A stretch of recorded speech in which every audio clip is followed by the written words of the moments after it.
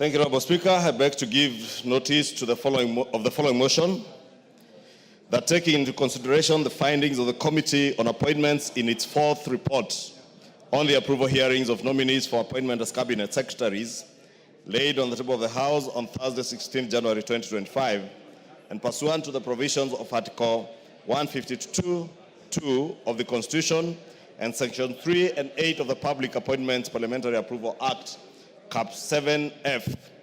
This House approves the appointment of the following persons as Cabinet Secretaries. 1, the Honorable Mutahi Kagwe, EGH, in the Ministry of Agriculture and Livestock Development. 2, the Honorable William Kavogo, Information, Communication and Digital Economy.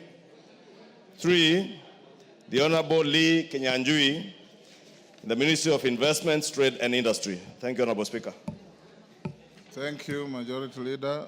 Chairperson, Departmental Committee on Defense, Intelligence and Foreign Relations.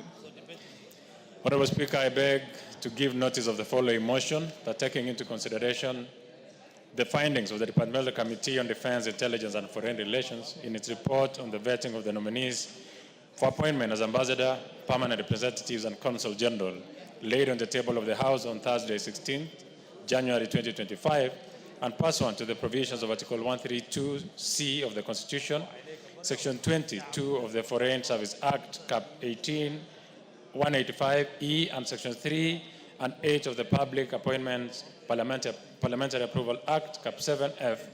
This House approves the appointment of number 1, Dr. Andrew Muia Karanja as the Ambassador Brasilia, Brazil. Number 2, Honorable Babu Namwamba, EGH, as a Permanent Representative, United Nations Environmental Program, UNEP, stroke United Nations Office at Nairobi, Union. And number 3, Mr. Nu Yaro Gabo, CBS, as a Consul General, Port-au-Prince, Haiti. Thank you. Next order.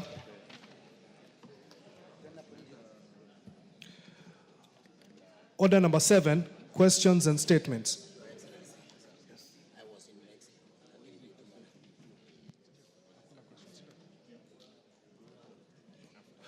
Order number 8, motion. Report of the Committee of the Whole House on the Startup Bill, Senate Bill number 14 of 2022. Question to be put. Order, members on their feet, take your seats. Order.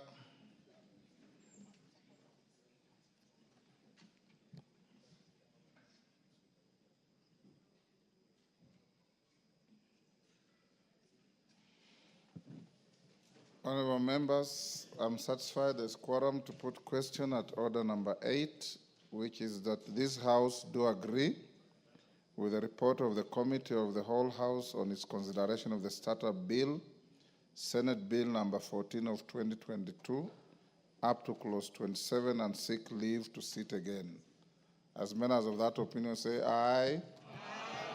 Will those of the contrary opinion say nay? The ayes have it, so that will come at the Committee of the Whole after order number 9. Next order.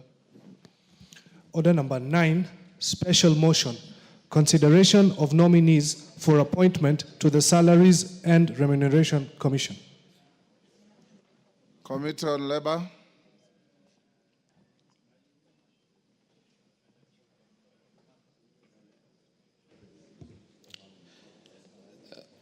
Honorable Speaker, I beg to move the following special motion, that taking into consideration the findings of the Departmental Committee on Labor in its report on the vetting of nominees for appointment as chairperson and members of the Salaries and Remuneration Commission, laid on the table of the House on Tuesday, 26th November 2024, and pursuant to Article 230 of the Constitution and Sections 3 and 8 of the Public Appointments Parliamentary Approval Act, Cap 7F, this House approves the appointment of 1, Mr. Sami Chepkwony as the chairperson of the Salaries and Remuneration Commission, and the following nominees as members of the Salaries and Remuneration Commission to represent the specified institutions.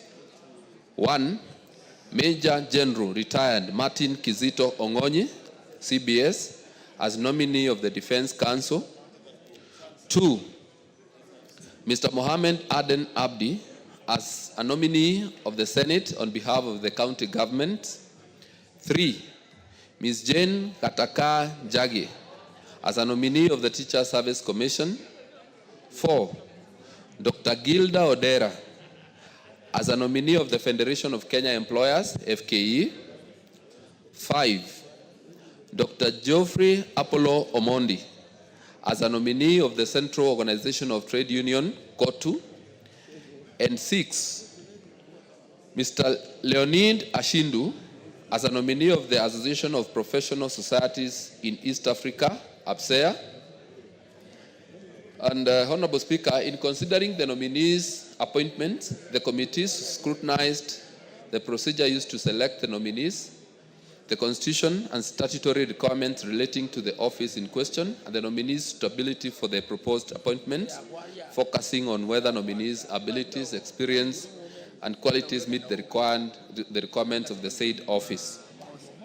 Honorable Speaker, in examining the procedure used to arrive at the nominations, the committee noted, in accordance with the powers conferred by Article 132(2) and 155(3) of the Constitution, as read together with Sections 3 and 5 of the Public Appointments Parliamentary Approval Act of 2011, His Excellency the President, through a letter by the Chief of Staff... Order, honorable members, order. Order, members. Take your seats. I know it's exciting to meet in the new year, but let's hear what is being debated on the floor. Go on.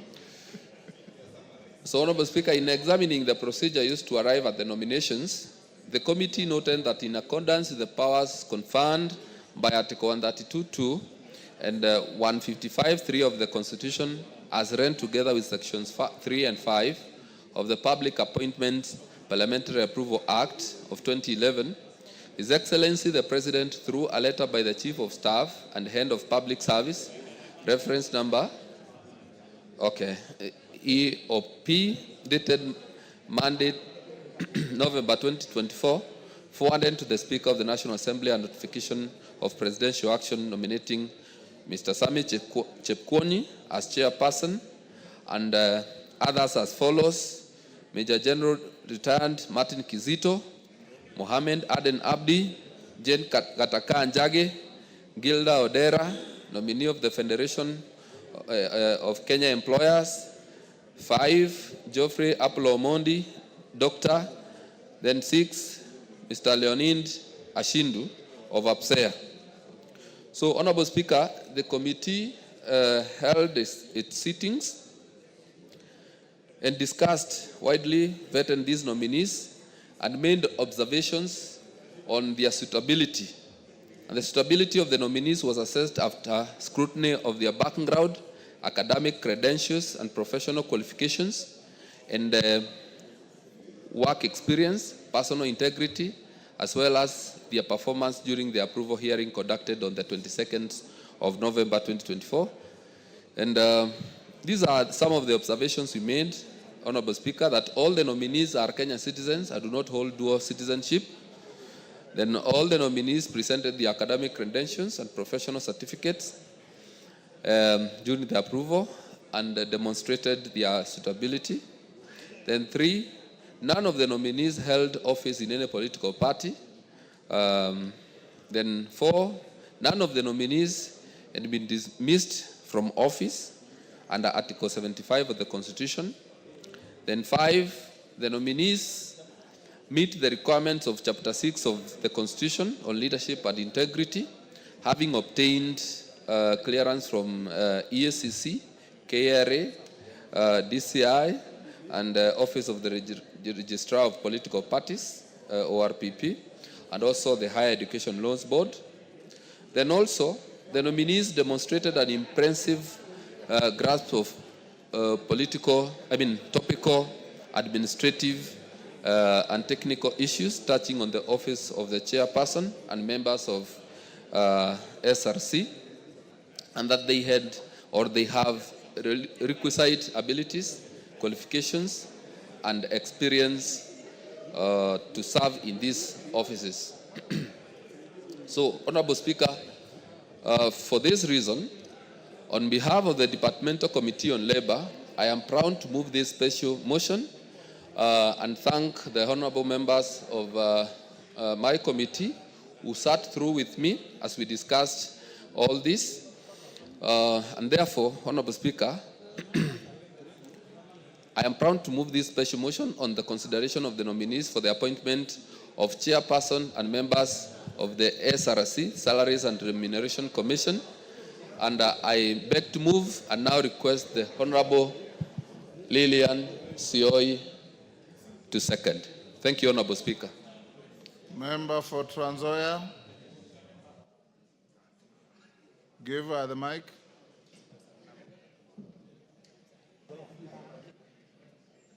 Give to Lillian the mic.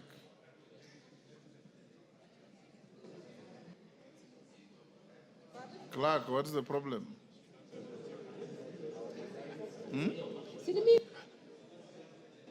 You don't have a card, Lillian? Give her the nearest mic. There you are. In front of you. Thank you, Mr. Speaker. I'm a member of Labour Committee, and I want to confirm to this House that the members who are vetted are competent and suitable for that task. And in that case, I second.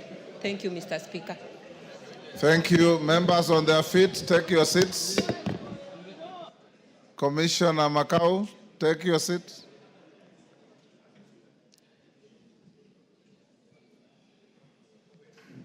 Thank you.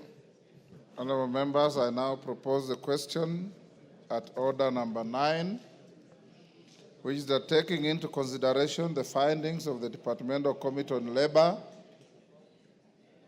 in its report on the vetting of nominees for appointment as chairperson and as members of the Salaries and Remuneration Commission. Order, honorable members. Sirma, standing orders provide that when the speaker is on his or her feet, you maintain studious silence.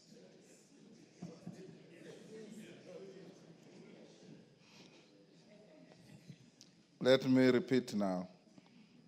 I propose the question at order number 9, which is that taking into consideration the findings of the Departmental Committee on Labor and its report on the vetting of nominees for appointment as chairperson and as members of the Salaries and Remuneration Commission laid on the table of the House on Tuesday, 26 November 2024, and pursuant the provisions of Article 230 of the Constitution, Section 711 of the Salaries and Remuneration Commission Act, Cap 412D, and Section 3 and 8 of the Public Appointments Parliamentary Approval Act, Cap 7F, this House approves the appointment of the following persons to the Salaries and Remuneration Commission.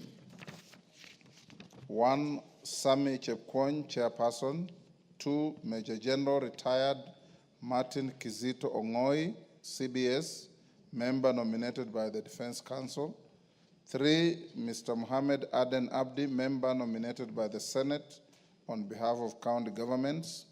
4, Ms. Jane Gataka Njage, Member nominated by the Teacher Service Commission.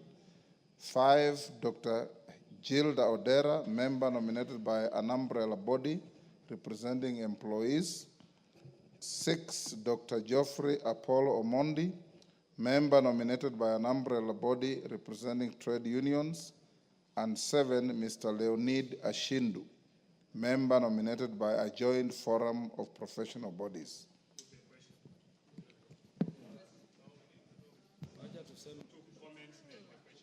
Yes, Majority Leader. Thank you, Honorable Speaker. Honorable Speaker, I raise to support this motion for the approval of the 7 nominees into the Salaries and Remuneration Commission. Honorable Speaker, if members go through the CVs of all these nominees, you see many of them have a background in human resource management or personnel management, and others in administration. And also, we have one nominee, as you said, the nominee from the Defense Council, the Major Retired Martin Kizito Ong'oi, who also holds a diploma in international studies and a Master of Arts in political science and public administration, and therefore tells you that many of these nominees are very experienced in the space of public administration and personnel management. But, Honorable Speaker, as I support the appointment, it is important, Honorable Speaker, to note that the SRC Commission started on a very false note, not just with this House or with the institution of Parliament, but also with other institutions, including the judiciary, Honorable Speaker. And I want to implore on these new commissioners to set a new pace in their relations with other arms of government, be it in the judiciary or in the legislature, Honorable Speaker.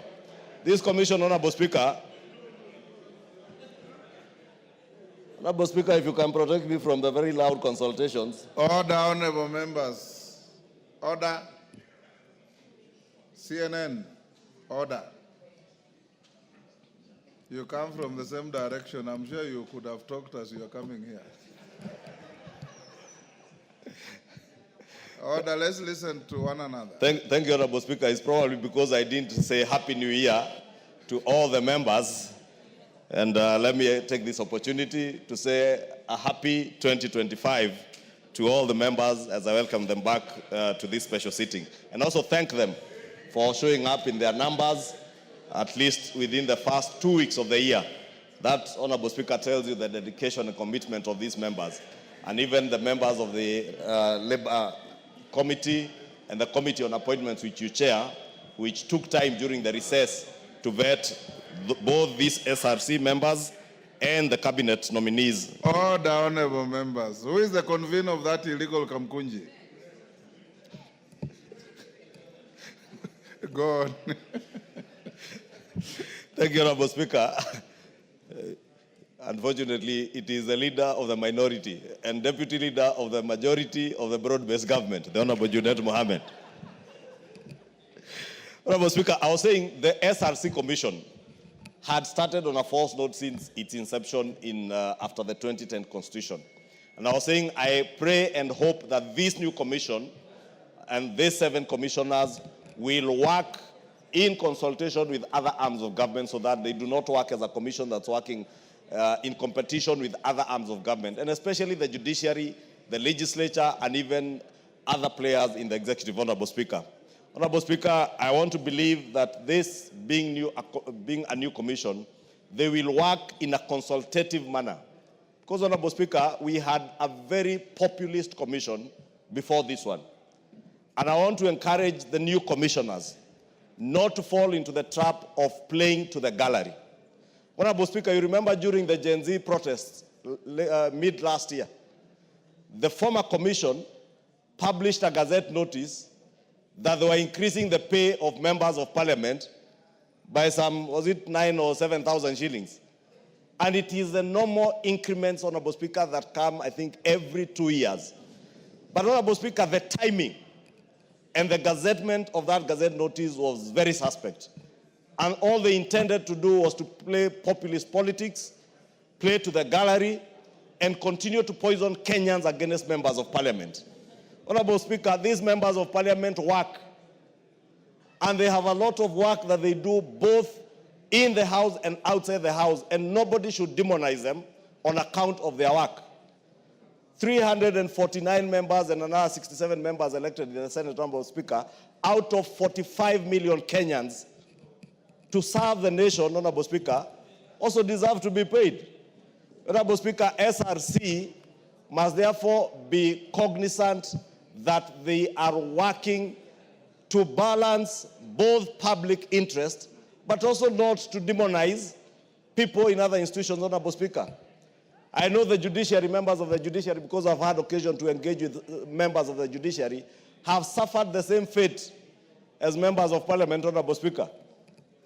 In fact, I remember, Honorable Speaker, at one point somebody in the judiciary, who I will not name, asked me, why don't you disband this commission?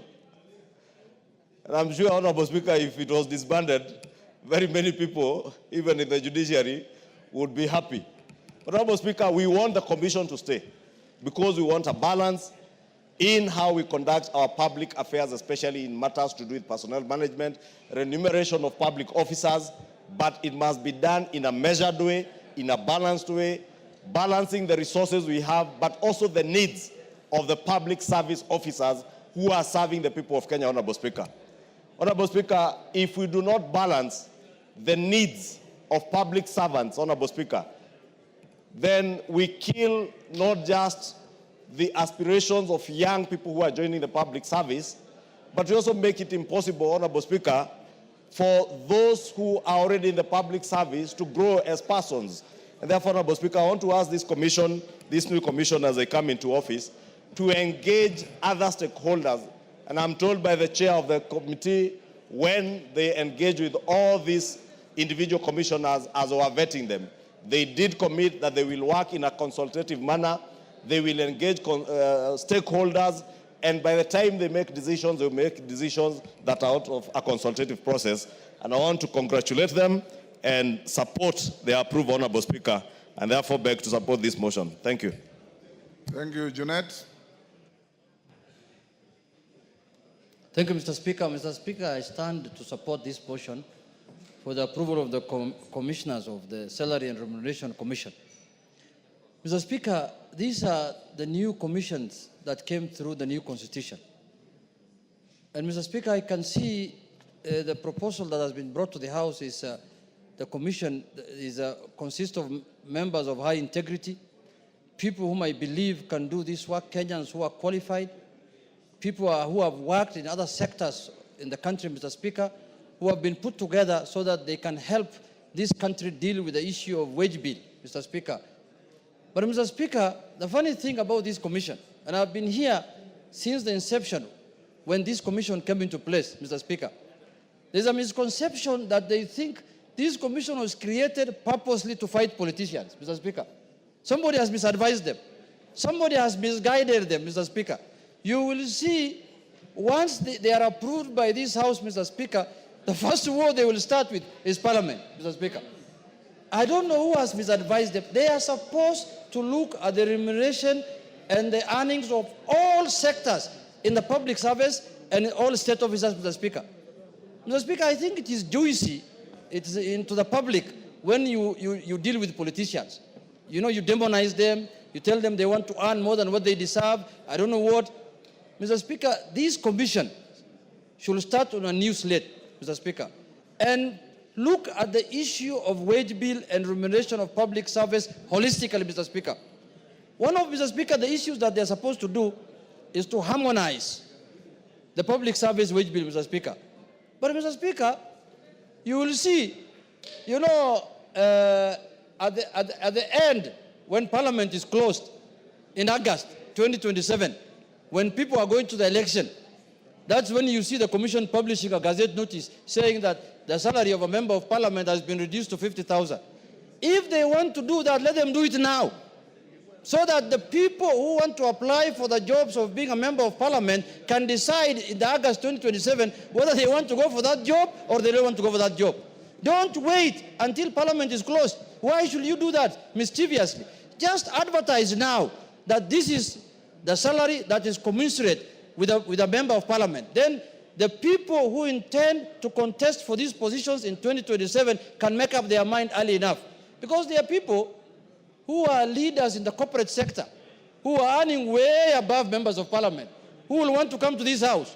But when you issue a notice, of a Gazette notice, when Parliament is closed in August 2027, and they will have resigned in February 2027, then you'll be doing injustice to them, because they will have decided, do I stay as the managing director of a bank earning this much? I know a member from Meru here who was doing very well before he came here, Mr. Speaker. He confided in me. He told me I was earning I never thought this is the kind of job I was getting into, Mr. Speaker. We were in Mombasa with him for a trip, I told him, my brother, this is a call. This is a service to the public. You may not earn anything. And whatever you earn here, it belongs to the public. Whatever you earn in this house belongs to the public.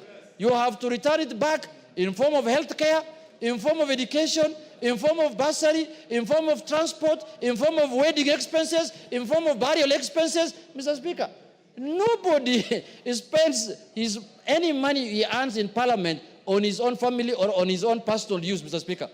Mr. Speaker, members of Parliament, the number of burials they contribute to, the number of people they bury, the number of people they pay for their health services, their health care, Mr. Speaker, school fees, Mr. Speaker, weddings, people want to buy weddings. Me, I've seen, Mr. Speaker, cases where somebody wants to marry, he comes to a member of Parliament.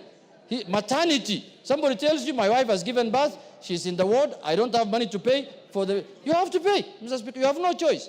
You know, sometimes even traveling, he tells you, I want to go and visit my in-laws from this in Makueni County. You have to pay, Mr. Speaker. No, especially they come from that side where Honorable Mbui is in my place. So he tells you, I want to go all the way to Kitui. Can you pay something? Now you have to give him money so that he can greet them. So, Mr. Speaker, public service is a calling. Being a politician is not a mean job, Mr. Speaker. It's a very difficult job.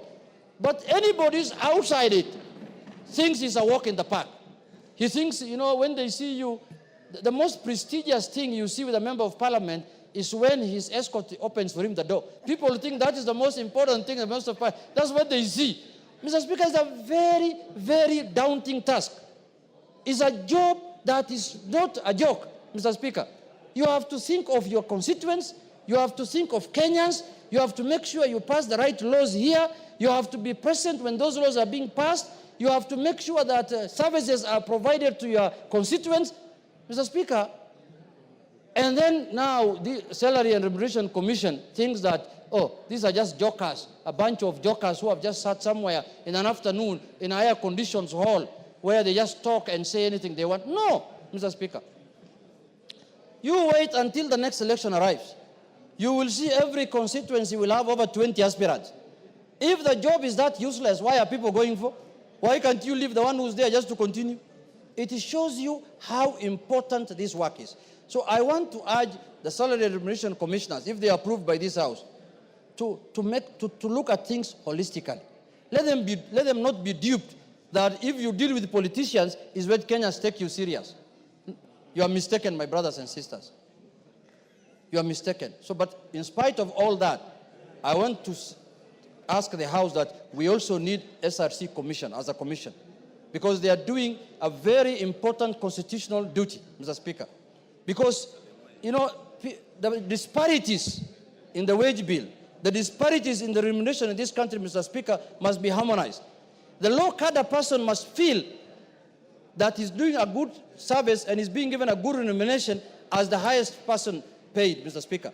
That is their work, and that's why we need them, and that's why I urge this House that we pass the SRC Commission so that Kenyans can also enjoy the fruits of their new constitution, Mr. Speaker, by giving them these commissions that are supposed to deal with those aspects in the running of the country, Mr. Speaker. With those few remarks, Mr. Speaker, I urge the House to pass this commission so that we have a commission in place that can deal with those issues so that they can help also the executive manage the wage bill, Mr. Speaker. With those few remarks, Mr. Speaker, I support. Murugara.